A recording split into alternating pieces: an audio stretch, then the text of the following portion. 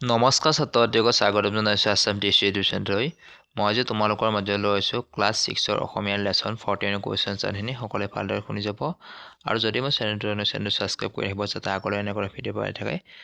মই তোমালোকৰ কাৰণে যথেষ্টখিনি কষ্ট কৰিছোঁ, তাৰ ফলত তোমালোকে এটা ছাবস্ক্ৰাইবাৰ চেনেলটো আগুৱাই নিবলৈ আশা কৰি আজি ক্লাছটো আৰম্ভ কৰিছোঁ। চেপ্টাৰ 14 নদী দ্বীপে ৰিঙি আই। 1 নম্বৰ তলত দিয়া প্ৰশ্নসমূহৰ শুদ্ধ উত্তৰটো বাছি উলিয়াই সঠিক বৃত্তটো পূৰ কৰা। ক ছাৰ ইমান ডাঙৰ সেইটো কি চৰাই? কথাষাৰ কোনে সুধিছিল? ক নম্বৰ ৰাছিংজাই চাংপিয়ে মিৰলঙে উৰ্মিয়ে। উত্তৰটো হ'ব খ নম্বৰ চাংমিয়ে। খ নম্বৰ পানীৰ লহৰত ৰঙীন মুকুতা মণিবোৰ কিয় জিলিকি উঠাৰ দৰে লাগিছিল? ক ব্ৰহ্মপুত্ৰ নৈখন বিশাল হোৱাৰ বাবে। খ নম্বৰ ফেৰীখন নৈৰ পাৰে পাৰে গৈ থকাৰ বাবে। গ নম্বৰ অস্তগামী বেলিৰ পোহৰ নৈৰ পানীত পৰাৰ বাবে। ঘ নম্বৰ কহুৱা ফুলবোৰ বতাহত হালি জালি থকাৰ বাবে। উত্তৰটো হ'ব গ নম্বৰ অস্তগামী বেলিৰ পোহৰ নৈৰ পানীত পৰাৰ বাবে। 2 নম্বৰ তুমি ওপৰৰ দ্বিতীয় প্ৰশ্নৰ উত্তৰটো কিয় শুদ্ধ বুলি বাছি ল'লা? সহপাঠীৰ লগত আলোচনা কৰি কোৱা। উত্তৰটো হ'ব অস্তগামী বেলিৰ পোহৰে পানীত পৰাৰ ফলত পানীৰ ঢৌৱে ৰঙীন জিলিকনি সৃষ্টি কৰে। পাঠত স্পষ্টকৈ উল্লেখ আছে যে বেলি অস্ত গৈ আছিল আৰু সেই সময়ত পানীত ৰঙীন পোহৰ পৰিছিল, সেইবাবে উত্তৰ গটো সঠিক। 3 নম্বৰ নদীদ্বীপে ৰিঙি আই পাঠটো পঢ়া আৰু ভ্ৰমণ কাহিনীটো সহপাঠীৰ আগত বৰ্ণনা কৰা। উত্তৰ পাঠ অনুসৰি যোৰহাটৰ বিদ্যালয়ৰ এখন ছাত্ৰ-ছাত্ৰীবোৰৰ শিক্ষক উৰ্মি দেৱীৰ নেতৃত্বত মাজুলীলৈ শিক্ষা ভ্ৰমণত যায়।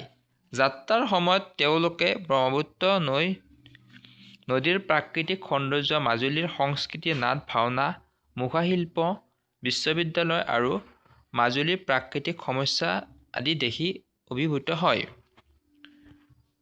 4 নম্বৰ তলত দিয়া শব্দবোৰৰ অৰ্থ অভিধান চাই লিখা। অপৰূপ, অতি মনোহৰ বা অদ্ভুতভাৱে শোভাময়। পৰিভ্ৰমী মানে ভ্ৰমণ কৰা বহিৰাগত। দলিচা মানে বগা ধুনীয়া কাপোৰেৰে সাজি দিয়া সজ্জা। থকি পাথো হঠাৎ কিবা এটা দেখা বা অনুভৱ হোৱাৰ অভিব্যক্তি। অভিভূত গভীৰভাৱে প্ৰভাৱিত হোৱা। হুমুনিয়া দুখ বা আৱেগৰ বাবে দিয়া গভীৰ বিশ্বাস। 5 নম্বৰ তলত দিয়া প্ৰশ্নসমূহৰ উত্তৰ কোৱা আৰু লিখা। ক ছাত্ৰ-ছাত্ৰীসকল মাজুলী ভ্ৰমণলৈ কাৰ নেতৃত্বত গৈছিল? উত্তৰ ছাত্ৰ-ছাত্ৰীসকল মাজুলী ভ্ৰমণলৈ উৰ্মি দেৱীৰ নেতৃত্বত গৈছিল। খ নম্বৰ মাজুলীলৈ যাবলৈ তেওঁলোকে ফেৰীৰে কোনটো ঘাটৰ পৰা যাত্ৰা কৰিছিল? উত্তৰ মাজুলীলৈ যাবলৈ তেওঁলোকে ফেৰীৰ নিমাতী ঘাটৰ পৰা যাত্ৰা কৰিছিল। গ নম্বৰ ব্ৰহ্মপুত্ৰৰ চাপৰিটোৰ পৰা ৰিণিকি ৰিণিকি কিহৰ সুৰ ভাহি আহিছিল? উত্তৰ ব্ৰহ্মপুত্ৰৰ চাপৰিটোৰ পৰা ৰিণিকি ৰিণিকি মোৰাং বাজনাৰ সুৰ ভাহি আহিছিল। ঘ নম্বৰ মাজুলী আৰু যোৰহাট সংযোগী দলংখন নিৰ্মাণ কাৰ্য তেওঁলোকে কোনটো ঘাটেৰে যাওঁতে দেখা পাইছিল? উত্তৰ মাজুলী আৰু যোৰহাট সংযোগী দলংখনৰ নিৰ্মাণ কাৰ্য তেওঁলোকে কমলাবাৰী ঘাটেৰে যাওঁতে দেখা পাইছিল। ঙ নম্বৰ মাজুলীত থকা বিশ্ববিদ্যালয়খনৰ নাম কি? উত্তৰ মাজুলীত থকা বিশ্ববিদ্যালয়খনৰ নাম মাজুলী সংস্কৃতি বিশ্ববিদ্যালয়। 6 নম্বৰ কোনে কেতিয়া আৰু কিয় কৈছিল লিখা। ক উক্তিকাৰ উৰ্মি দেৱী কেতিয়া মাজুলী ভ্ৰমণৰ সময়ত ফেৰীৰে যাবলৈ যাওঁতে কিয় মাজুলী অঞ্চলৰ প্ৰাকৃতিক চৰাই সম্পদৰ বিষয়ে ছাত্ৰ-ছাত্ৰীক অৱগত কৰাবলৈ। খ নম্বৰ উক্তিকাৰ গাইডজনে কেতিয়া ছাত্ৰ-ছাত্ৰীসকলৰ মুখাকলা সম্পৰ্কে বুজাই থাকোঁতে কিয় মাজুলীৰ মুখা শিল্প আৰু নাট ভাওনাৰ বাস্তৱতা ব্যাখ্যা কৰিবলৈ। 7 নম্বৰ বানপানী আৰু গৰাখহনীয়াই মাজুলীক কেনেধৰণৰ সমস্যাৰ সৃষ্টি কৰিছে পাঠৰ আধাৰত বুজাই লিখা। উত্তৰ মাজুলীখন ব্ৰহ্মপুত্ৰ নদীৰ মাজত অৱস্থিত এগৰাকী নদী দ্বীপ।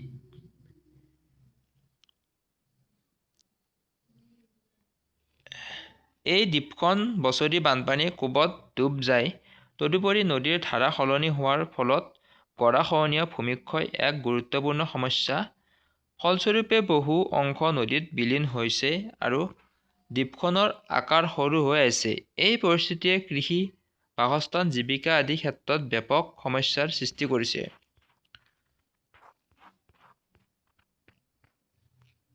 9 নম্বৰ বাক্য ৰচনা কৰা। হাঁহি ফূৰ্তি। শিশুবোৰে পাৰ্কত হাঁহি ফূৰ্তি দিনটো অতিবাহিত কৰিলে। হালি জালি। বতাহত হালি জালি কপৌ ফুলৰ সুবাস লৈ আহিছিল।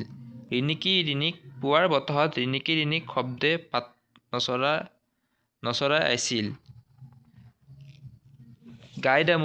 গাইডামুৰিৰে পথাৰত হাল গাঁথনি চলি আছিল। নাট ভাওনা। মাজুলীৰ নাট ভাওনাই অসমৰ সংস্কৃতিৰ এক অপৰিহাৰ্য অংশ। আজিৰ ক্লাছটোত ইমানখিনি। নেক্সট আৰু এটা লেচনৰ কুৱেশ্যন আছে। সকলোৱে ভালকৈ পঢ়িব বুলি আশা কৰি ইমান সামৰণি মাৰিছোঁ। নমস্কাৰ।